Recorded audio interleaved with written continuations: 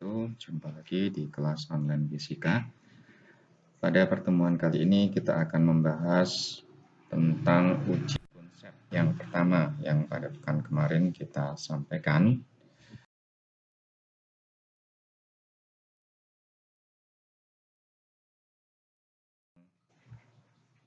Dua buah spidol yang berada di atas meja. Jadi kita lihat gambar di samping adalah menggambarkan dua buah spidol. Spidol satu di sebelah kiri dan spidol dua berada di sebelah kanan, terpisah pada jarak R meter. Massa masing-masing spidol adalah M1 dan M2. Pertanyaan yang muncul adalah yang pertama, apakah ada gaya tarik antara spidol 1 dengan spidol 2? Berikutnya adalah, jika sistem atau kedua spidol dibiarkan dalam keadaan seperti itu selama 5 tahun, apakah akan terjadi perubahan jarak? Yang ketiga adalah, apa yang akan terjadi jika kedua spidol berada pada posisi tersebut tetapi tidak berada di atas meja, melainkan berada di ruang angkasa yang hampa udara dan bebas gravitasi benda lain. Coba jawab dulu yang pertama, yaitu kasus di mana spidol berada di atas meja. Sebelumnya kita lakukan analisa gaya pada masing-masing spidol untuk bisa mengetahui apa yang akan terjadi pada spidol selama 5 tahun. Yang pertama, spidol 1 dan 2 mempunyai massa, maka dia akan mempunyai gaya gravitasi terhadap bumi. Maka muncul W1 dan W2. Karena spidol berada di atas meja, maka dia mempunyai bidang singgung antara meja dan spidol. Baik itu spidol 1 maupun spidol 2, maka akan muncul gaya normal antara spidol dengan meja. Di sini akan muncul N1 pada spidol 1 dan N2 pada spidol 2. Sekarang kita lihat antar spidol. Spidol 1 punya massa, spidol 2 juga punya massa. Maka akan ada gaya gravitasi atau gaya tarik antara spidol 1 dengan spidol 2. Sehingga muncul WS1, gaya tarik spidol 1 terhadap spidol 2, dan WS2, yaitu gaya gravitasi atau gaya tarik spidol 2 oleh S1. Nah, karena berada di atas meja yang kasar, maka pada kedua spidol juga akan muncul gaya gesek, yaitu Fs1 pada spidol 1 dan Fs2 pada spidol 2. Nah, sekarang kita lakukan, kita aplikasikan gaya-gaya yang muncul ini, kita terapkan pada hukum Newton. Kita lihat pada spidol 1, di sana muncul gaya-gaya yang berpasangan. Pada sumbu X muncul WS1 dan Fs1 yang arahnya saling berlawanan. Maka total gaya yang bekerja pada spidol 1 pada arah X adalah sama dengan 0, sehingga sigma Fx sama dengan 0. Maka kesimpulannya adalah WS1 sama dengan Fs1, atau besarnya gaya gravitasi antar spidol 1 dengan spidol 2 sama dengan gaya gesek yang terjadi pada spidol 1. Berikutnya pada arah sumbu Y atau pada arah vertikal, di sana ada W1 dan N1. Dapatkan juga bahwa total gaya ke arah sumbu Y adalah sama dengan 0, maka besarnya W1 sama dengan N1. Demikian juga pada spidol 2 akan terjadi hal yang sama pada spidol 1. Maka kesimpulannya adalah, karena total gayanya sama dengan 0, maka benda yang mulanya diam akan tetap dalam keadaan diam. Jadi kesimpulannya adalah kedua spidol akan tetap berada di tempat semula setelah 5 tahun.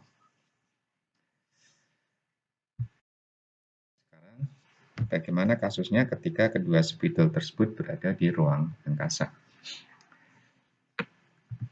Ketika kedua spidol berada di ruang angkasa, maka gaya yang muncul, satu-satunya gaya yang muncul adalah gaya gravitasi antar spidol, karena kedua spidol tersebut mempunyai massa. Maka akan muncul gaya gravitasi antara spidol 1 dan spidol 2. Pada spidol 1 akan muncul gaya gravitasi 1 atau WS1, dan pada spidol 2 akan muncul gaya gravitasi WS2 atau gaya gravitasi pada spidol 2 oleh spidol 1. Nah, di sini kita tahu bahwa tinjauan kita terhadap masing-masing spidol pada spidol 1 hanya bekerja satu gaya. Sehingga kita dapatkan sigma Fx sama dengan Ws1, di mana Ws1 sendiri adalah sama dengan besarnya gaya gravitasi pada spidol 1 oleh spidol 2 yang besarnya adalah sama dengan G kali M1 kali M2 dibagi dengan R kuadrat. Sedangkan pada arah Y sendiri tidak ada gaya yang bekerja, maka total gayanya sama dengan 0. Pada spidol 2 juga berlaku hal yang sama.